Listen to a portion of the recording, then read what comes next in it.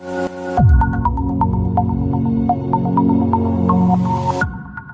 bien, buenos días. ¿Cómo estáis? ¿Cómo estáis? Solamente Elías el que está bien. Bueno, primero felicitaros las fiestas, que tengáis unas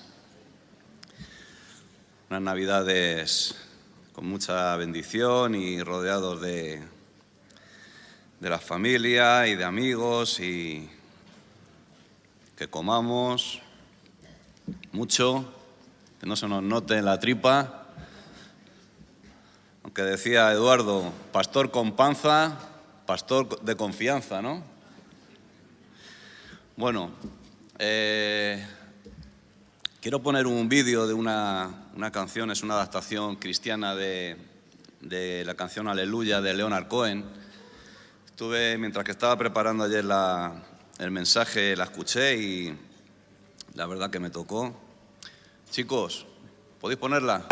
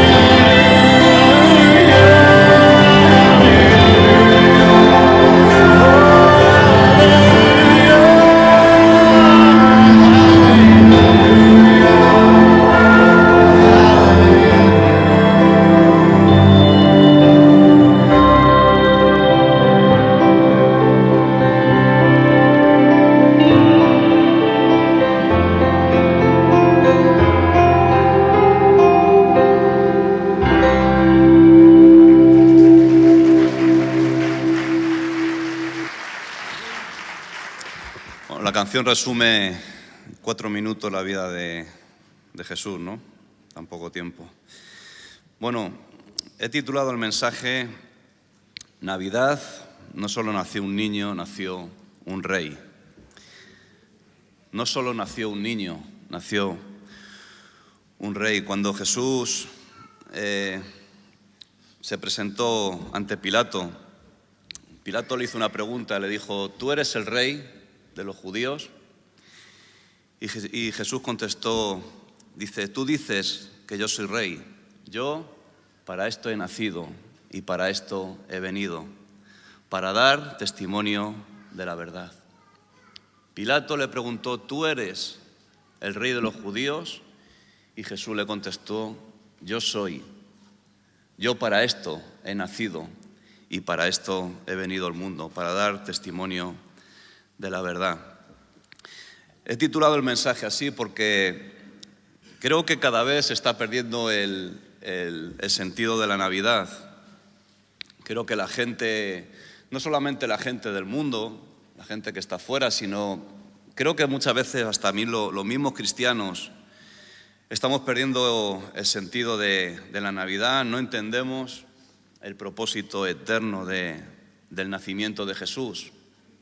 Constantemente somos bombardeados, somos influenciados por huecas filosofías, por ideas falsas, mundanas, que hace que haya un desconocimiento, un alejamiento entre Dios y el hombre, ¿no? Y cuando te tomas un tiempo para escudriñar las Escrituras, cuando tomas un tiempo para estudiar la Biblia, te das cuenta de que nos hubiéramos evitado tantos sufrimientos, ¿no? Nos hubiéramos librado de tantos sufrimientos si hubiéramos tomado las decisiones más sabias, ¿no? Muchos de los que estamos aquí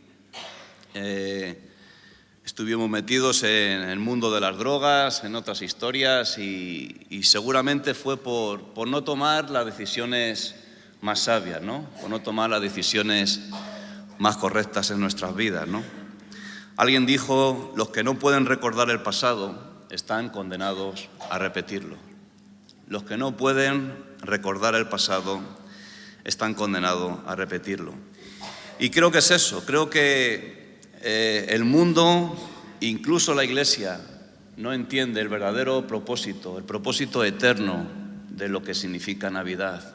Navidad no solamente nació un niño en un pesebre, sino nació un rey que viene para reinar, un rey que viene para establecer su reino en medio de este mundo caído, ¿no? En 1 de Samuel, capítulo 8, si me acompañáis. 1 de Samuel, capítulo 8. Vamos a leer del 4 al 7. Hay eco, ¿no? 1 de Samuel, capítulo 8, versículo de 4 al 7. Capítulo 8 se titula Israel pide rey. Dice así, entonces todos los ancianos de Israel se juntaron y vinieron a Ramá para ver a Samuel. Y le dijeron: he aquí tú has envejecido y tus hijos no andan en tus caminos. Por tanto, constitúyenos ahora un rey que nos juzgue, como tienen todas las naciones. Pero no agradó a Samuel esta palabra que dijeron: danos un rey que nos juzgue. Y Samuel oró a Jehová. Y dijo Jehová a Samuel: oye la voz del pueblo en todo lo que te digan, porque no te han desechado a ti, sino a mí me han desechado, para que no reine sobre ellos. Aquí estamos a las puertas de una de las decisiones más erróneas,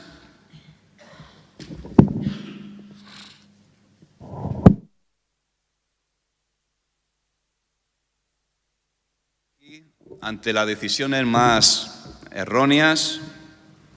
Seguramente el pueblo de Israel, si hubiera sabido las consecuencias, no lo hubiera hecho. Y fue pedir un rey como todas las naciones del mundo. Primera de Samuel nos está mostrando la transición entre la teocracia y la monarquía. ¿Qué era la teocracia? La teocracia era el gobierno de Dios sobre su pueblo. Dios gobernaba a su pueblo, Dios utilizaba sacerdotes, utilizaba profetas, utilizaba a los llamados jueces para gobernar e instruir al pueblo, ¿no? Israel vivía acomodadamente en la tierra prometida, tenían libertad, tenían seguridad, no les gobernaba un rey humano, un rey físico, tampoco tenían un gobierno que le pusieran leyes o que demandara impuestos o que tuvieran que tener un ejército para ellos, y la razón era porque no tenían necesidad de nada de eso. ¿Estáis? La teocracia era eso. El pueblo no tenía necesidad de un rey humano, de un rey físico, no tenía necesidad de un gobierno que pudiera pedir impuestos a ellos, que pudiera alistar al ejército, que pudieran imponer nuevas leyes, sino que Dios gobernaba sobre su pueblo. Dios escogía a hombres fieles, Dios escogía a gente elegida, gente escogida para gobernar y reinar sobre su pueblo, ¿no? A pesar de estos versículos que hemos leído, a pesar de esto, vemos en estos versículos que el pueblo estaba insatisfecho, ¿no? Habían bajado los brazos, no querían que Dios reinara sobre ellos, no querían que Dios, el mismo Dios, reinara y gobernara sobre ellos, ¿no?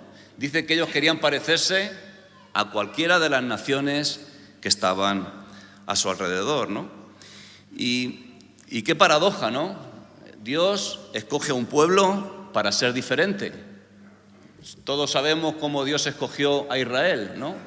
Dice que era la niña de sus ojos, ¿verdad? Israel era la niña de sus ojos. Dios los escogió para ser un pueblo diferente. No sabemos qué pudo ver Dios en Israel, en ese pueblo, pero sabemos que Dios lo escogió. ¿Y lo escogió para qué? Para ser un pueblo santo, para ser diferente de todas las naciones paganas que adoraban a falsos dioses, a dioses que permitían pues orgías, dioses que permitían el sacrificio de niños, todas estas cosas, ¿no? Dios escogió a Israel para ser un pueblo diferente y se reveló a ellos con señales, milagros y prodigios. El libro de Éxodo es una muestra de ello, ¿no? Como es una época donde Dios se manifestó de una forma increíble, como abrió el Mar Rojo, como durante 40 años cada día caía el maná sobre su pueblo, cómo era capaz de Moisés golpear una roca y que de esa roca pudiera salir agua, ¿no? Milagros, señales y prodigios. Dios se reveló a Israel por medio de estas cosas, ¿no? Dios quería un pueblo especial, Dios quería un pueblo santo, Dios quería un pueblo diferente a las naciones que estaban a su alrededor. Hoy día Dios está haciendo lo mismo con nosotros, con su iglesia, ¿sí o no? Dios quiere hacer algo de nosotros, quiere hacer un pueblo diferente, un pueblo que estemos en contra de la corriente de este mundo. Todos conocemos, todos estamos al tanto de las noticias, como cada día las cosas de Dios tienen menos importancia, ¿no? Tú puedes decir que eres cristiano y eres objeto de burla de la gente de este mundo. Y Dios nos ha escogido a nosotros, Dios nos ha escogido a la iglesia para ser un pueblo diferente. ¿Qué dijo Jesús? ¿Qué dijo? Dice, vosotros sois la sal de la tierra, vosotros sois la luz de este mundo, ¿no? En Primera de Pedro, capítulo 2, versículo 9, Pedro hace una alusión a las mismas palabras que Dios dijo a Moisés en el monte de Sinaí.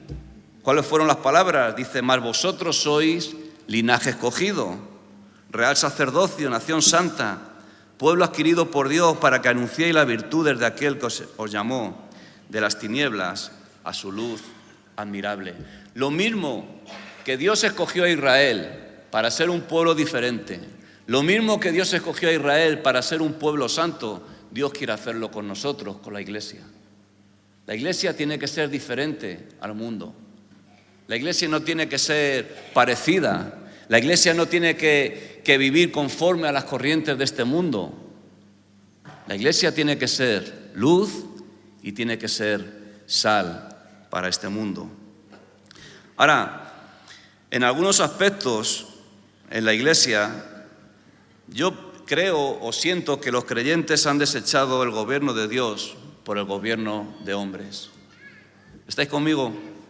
En algunos aspectos en la iglesia puedes ver grandes hombres de Dios, puedes ver ministerios, puedes ver cómo están manipulando doctrinas, metiendo doctrinas falsas en la iglesia.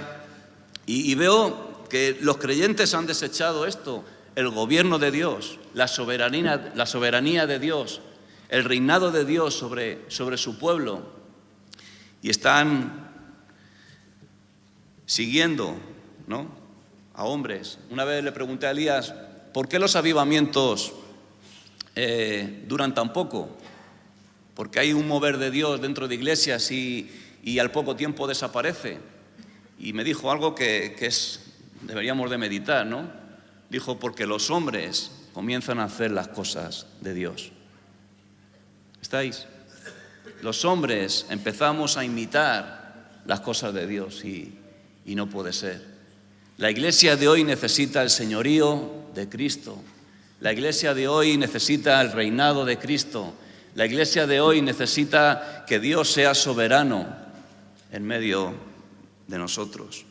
La decisión del pueblo trajo consecuencias trágicas, ¿no? Ellos pidieron un rey. Ellos dejaron a un rey, a Dios de un lado. Dios mismo le dijo a Samuel, no te han desechado a ti, sino me han desechado a mí, ¿no? Y todas estas decisiones incorrectas, estas decisiones no sabias, pues trajeron consecuencias y consecuencias trágicas. El mismo Samuel profetizó y dijo que estos reyes reclutarían a vuestros hijos para la guerra. Estos reyes harían esclavos, tomarían de lo mejor de las viñas y de los olivares, usarían las propiedades de la gente para su uso personal. Todo lo que Samuel profetizó se cumplió. ¿Y sabes por qué? Porque el poder corrompe. El poder corrompe. Podemos ver hoy día en la política, todos son grandes ideas, grandes promesas. Cuando están en la oposición, van a hacer tantas y tantas leyes. ¿Qué pasa? Que cuando llegan al gobierno no hacen nada. ¿Por qué? Porque el poder corrompe. El poder trae abuso sobre la gente. Y eso fue la historia del pueblo de Israel. Si sigues estudiando la historia de Israel, te das cuenta que cuando se dividió el reino en dos, en el reino del norte con Israel, dice que todos los reyes hicieron lo malo ante los ojos de Dios. ¿Te imaginas? En la biografía de Primera de Reyes, Segunda de Reyes, todos los reyes de Israel, todos los reyes del norte, dice que hicieron lo malo ante los ojos de Dios. Los reyes del sur, de Judá, de 19 reyes, 12 hicieron lo malo ante los ojos de Dios. Todos aquellos que hicieron lo recto, todos aquellos que hicieron lo bueno delante de Dios, fueron gente que se juntó con los profetas, con gente que tenía un oído para escuchar la voz de Dios. Y eso es lo que necesitamos hoy día nosotros. Necesitamos escuchar la voz de Dios. Necesitamos saber cuál es el propósito eterno del Rey de Reyes y del Señor de Señores aquí en la iglesia.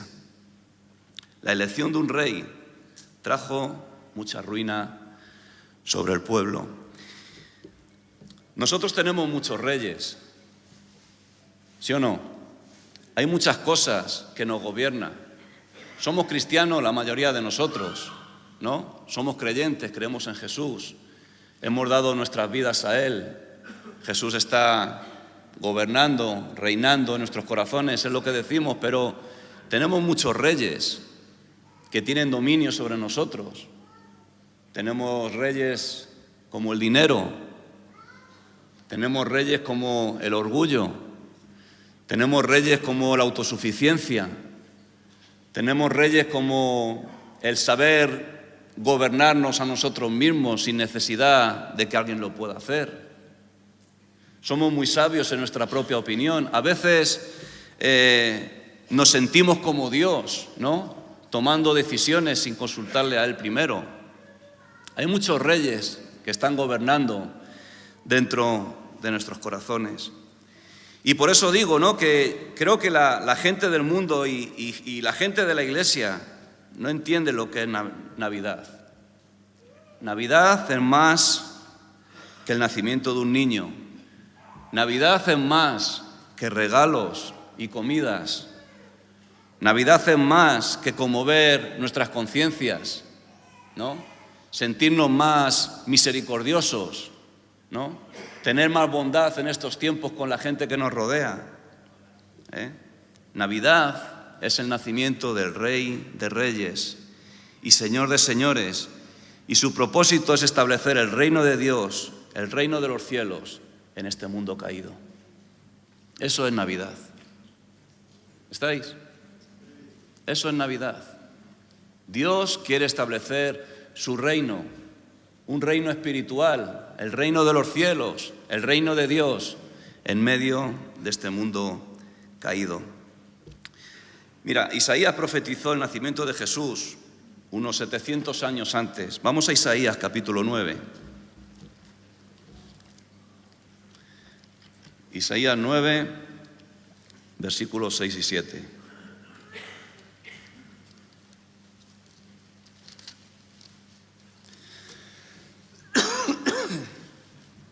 ¿Estáis conmigo en esta mañana?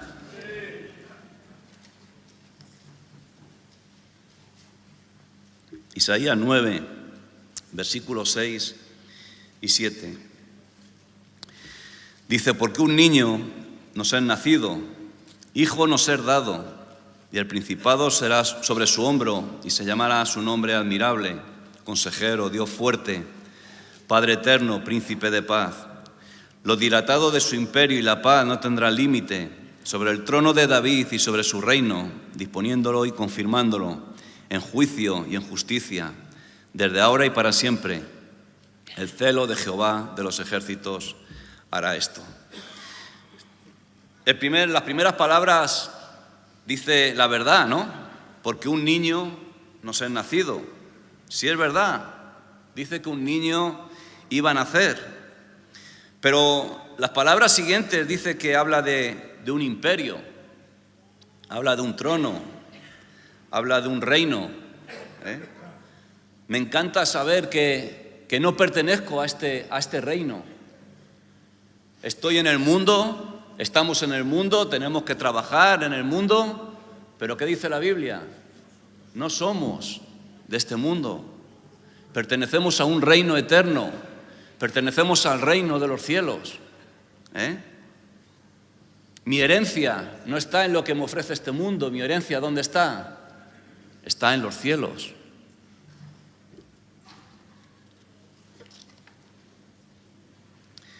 En el libro de Daniel, no vayáis,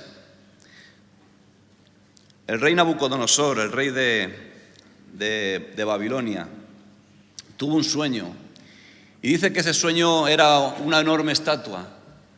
Esa estatua estaba representada por 5 imperios, ¿no? Dice que la cabeza era de oro, pertenecía a Babilonia, el pecho y los brazos de plata, era del reino medo-persa, el vientre y los muslos de bronce, pertenecía a los griegos, las piernas de hierro a los romanos, y los pies de barro dice que representan los gobiernos actuales, gobiernos humanistas, ¿no? Y estos 5 reinos representaban esta visión de Nabucodonosor, de una enorme estatua, ¿no?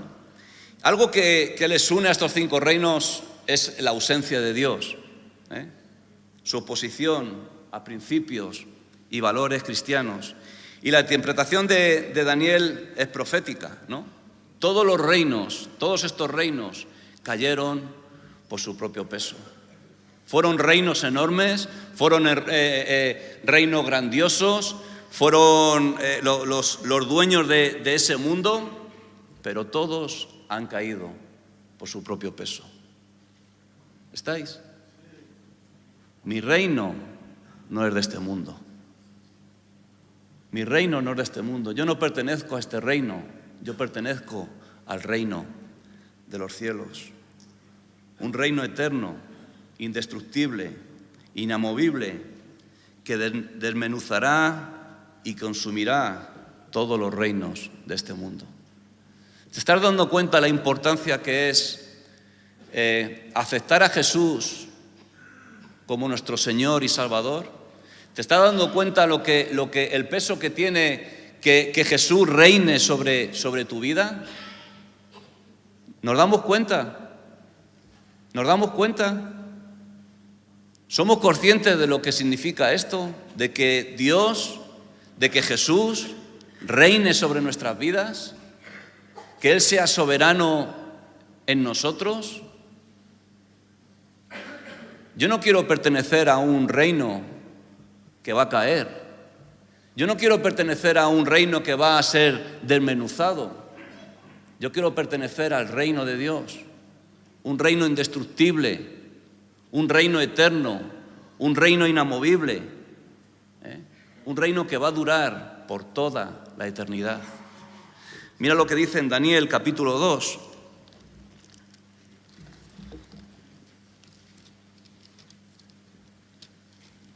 Ese sueño, esa visión que el rey Nabucodonosor tuvo, se cumplió. Grandes imperios, Babilonia, ¿dónde está? Los medopersas, ¿dónde están? Los griegos, los romanos, gobiernos actuales, humanistas, todos van a caer por su propio peso. Mira, en Daniel capítulo 2, versículos 34 y 35, dice: estaban mirando hasta que una piedra fue cortada, no con mano, e hirió a la imagen en sus pies de hierro y de barro cocido, y los desmenuzó. Entonces fueron desmenuzados también el hierro, el barro cocido, el bronce, la plata y el oro, y fueron como tamo de las eras del verano, y se la llevó el viento sin que de ellos quedara rastro alguno. Mas la piedra que hirió a la imagen fue hecha un gran monte que llenó toda la tierra. ¿De qué piedra está hablando? ¿De qué piedra está hablando? De Cristo, de Jesús. Jesús es la roca, Jesús es el cimiento. Dice que no hay otro fundamento que el que está puesto, que es Jesucristo. No hay otro. Tú puedes tener tu fundamento en las riquezas. Tú puedes tener tu fundamento en tu autosuficiencia, tú puedes tener tu fundamento en las cosas que el mundo te ofrece, pero todo eso va a caer desmenuzado. Solo hay un fundamento que el que está puesto, que es la roca, que es Cristo.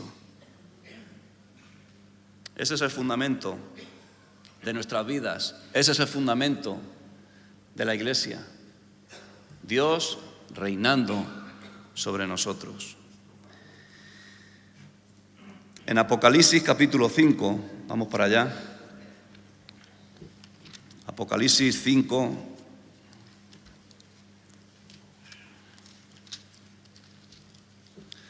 versículos 5 y 6.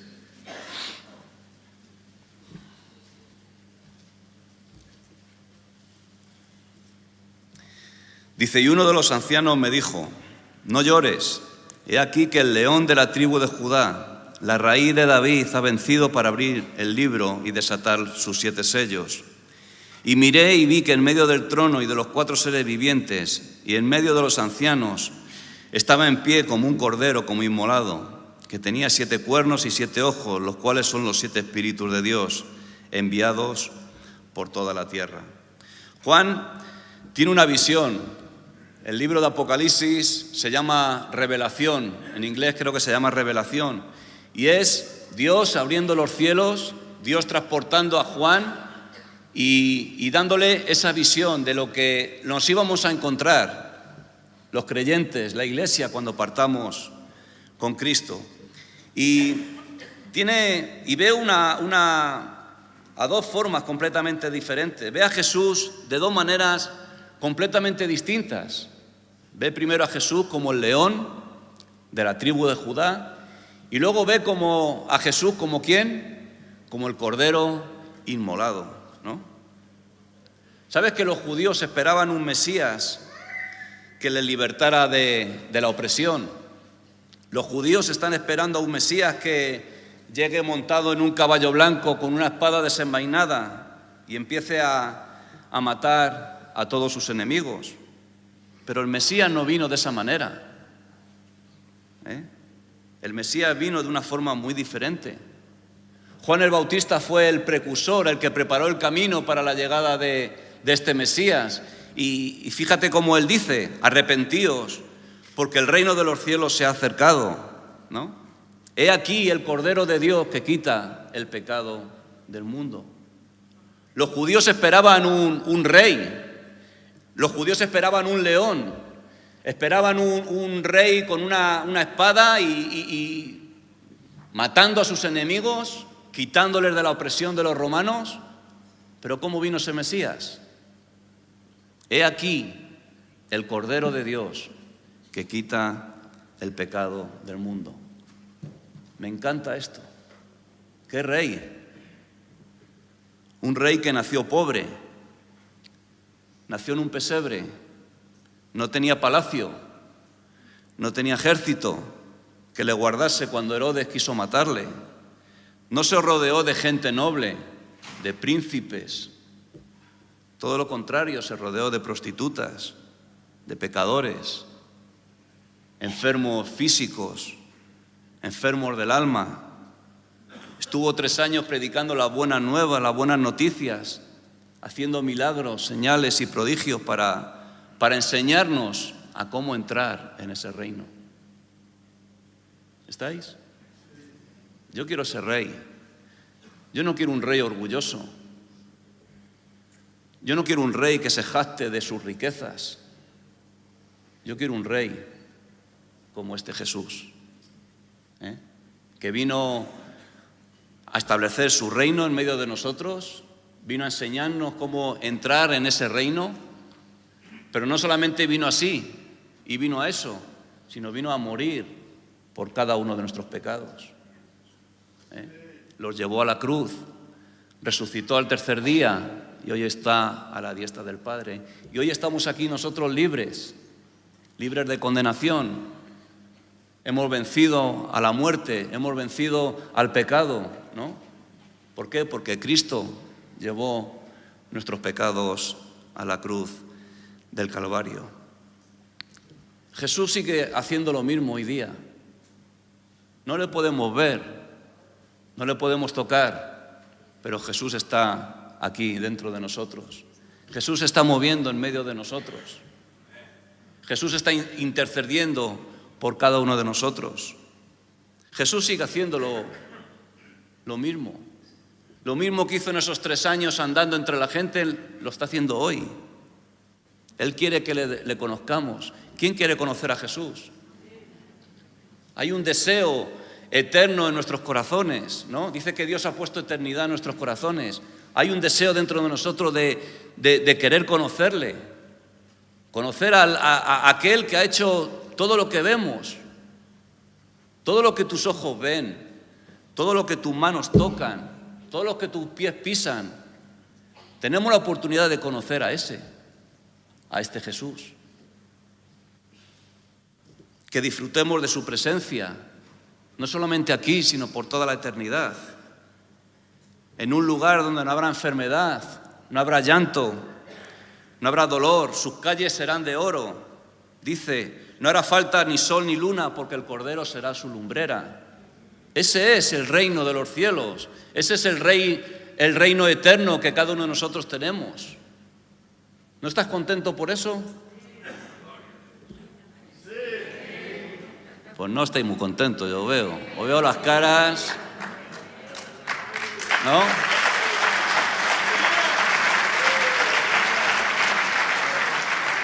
Somos unos privilegiados de estar aquí, un domingo por la mañana y adorar a Dios, escuchar su palabra, palabras que nos llenan, palabras que traen vida eterna a nuestros cuerpos, a nuestros corazones. Si estamos aquí bien, imagínate lo que nos vamos a encontrar cuando estemos en los cielos. Taller de oro, chalet adosado, Todo lo que tiene el Rey me pertenece. Dice la Biblia que somos herederos de Dios y coherederos de Cristo.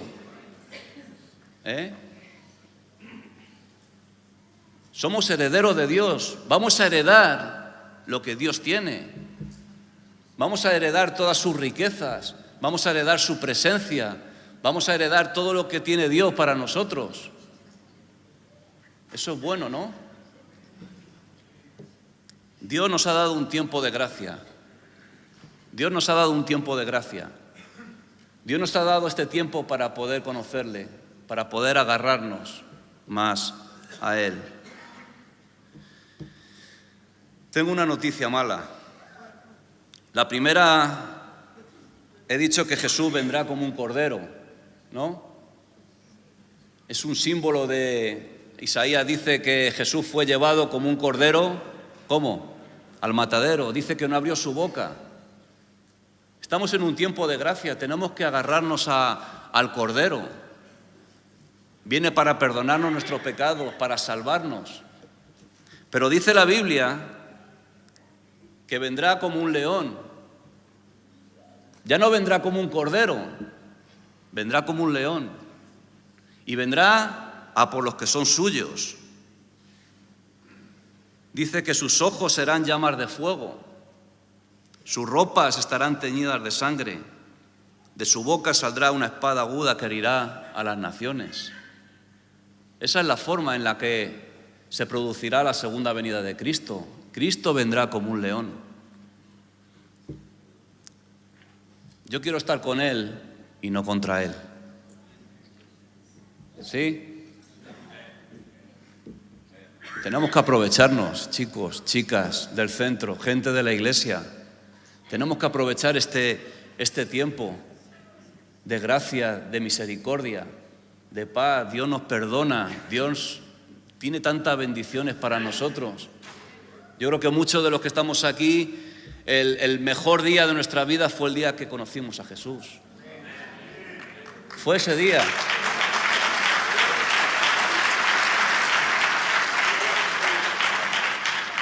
Quizás tuvimos dinero, quizás tuvimos drogas, quizás tuvimos tantas cosas que intentaban satisfacer nuestros corazones, pero el día que llegó Cristo a nuestras vidas fue lo mejor. La decisión más sabia que hemos podido hacer es seguir a Cristo, es que Él reine, que sea soberano en nuestras vidas. Tenemos que entender esto si queremos vivir en el poder de Dios. Si queremos que la Iglesia cambie esta sociedad en la que vivimos, Dios tiene que reinar. Dios tiene que reinar. Y te lo digo por mí propio, Tengo que reconocer que soy muy sabio en mi propia opinión. Y Dios no reina en áreas de mi vida. Y quizás no estoy tan bendecido o las cosas quizás no me vayan tan bien, quizás por eso. Porque Dios tiene que reinar. Jesús no nació para quedarse en un pesebre. Jesús creció, empezó su ministerio, se hizo adulto, murió en la cruz, está sentado a la diestra del Padre y está reinando sobre la creación. Gálatas 2:20 dice: con Cristo estoy juntamente crucificado y no vivo yo, mas vive Cristo en mí. Con Cristo estoy juntamente crucificado. Eso es cristianismo. ¿Quién ha aceptado aquí a Jesús como su Señor y Salvador? Sabes que tú le perteneces a Él. El Óscar, el Pepe, el Juan Carlos, el Javi, el Manolo, no nos pertenecemos a nosotros mismos. Con Cristo estoy juntamente crucificado. He tenido que morir, ¿no? Y no vivo yo, mas vive Cristo en mí. Cristo fue el que murió, Cristo fue el que derramó su sangre por mis pecados. Yo no me pertenezco a mí mismo, yo pertenezco a Él. Tenemos una deuda muy grande que pagar a Jesús. ¿Cómo lo pagamos? Con dinero. ¿Cómo pagamos esa deuda? Con nuestros corazones, con nuestra entrega, haciéndonos siervos, haciéndonos siervos. Tenemos que hacernos siervos. En la Biblia encontramos a gente que se dirigía a Jesús como maestro.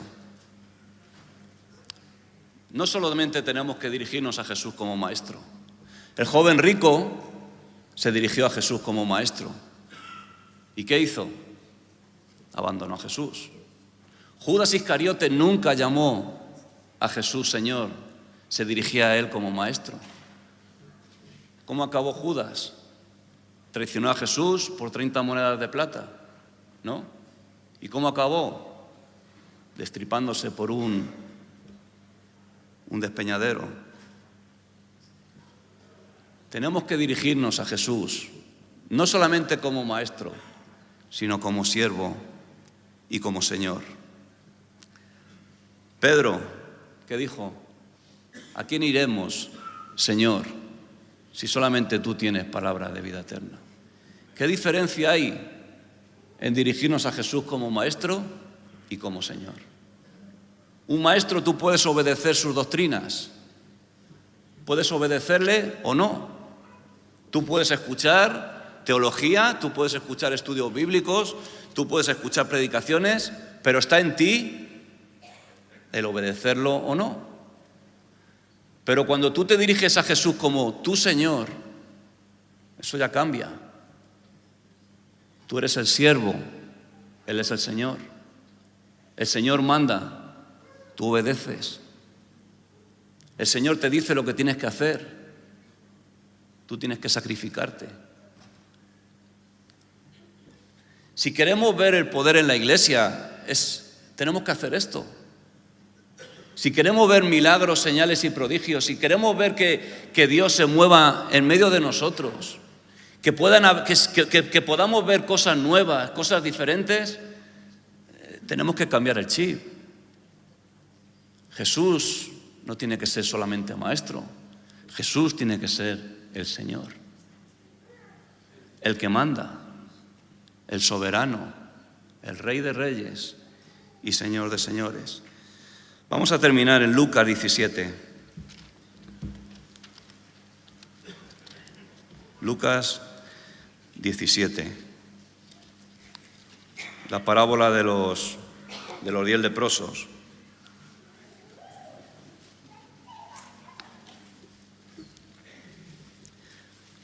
Lucas 17, versículo 11.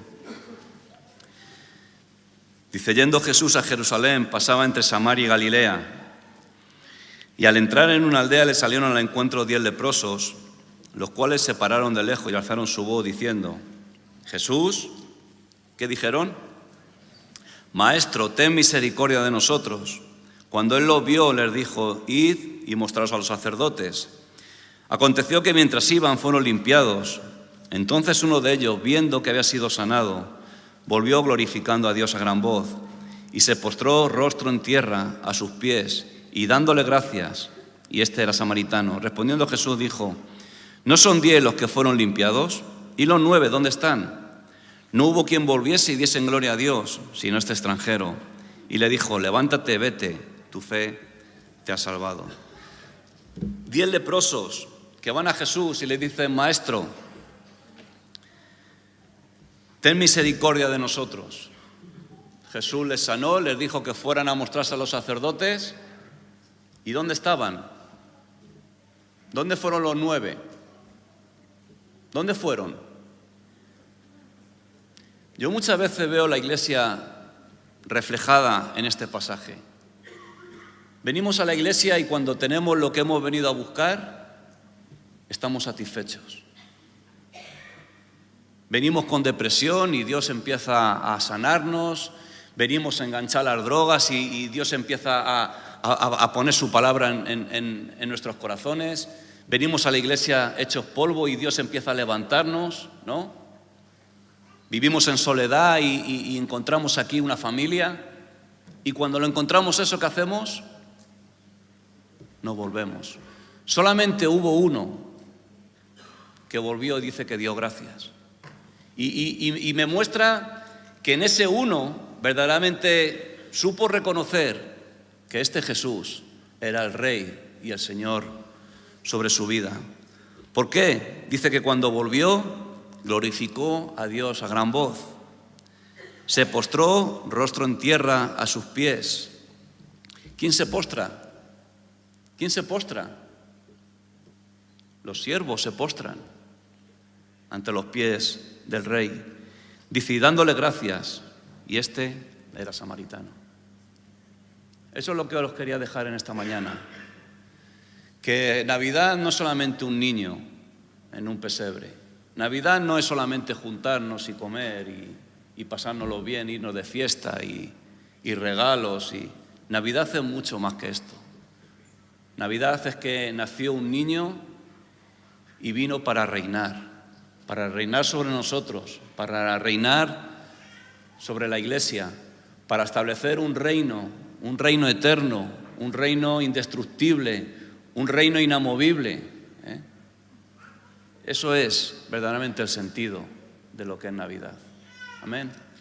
Vamos a ponernos de pie.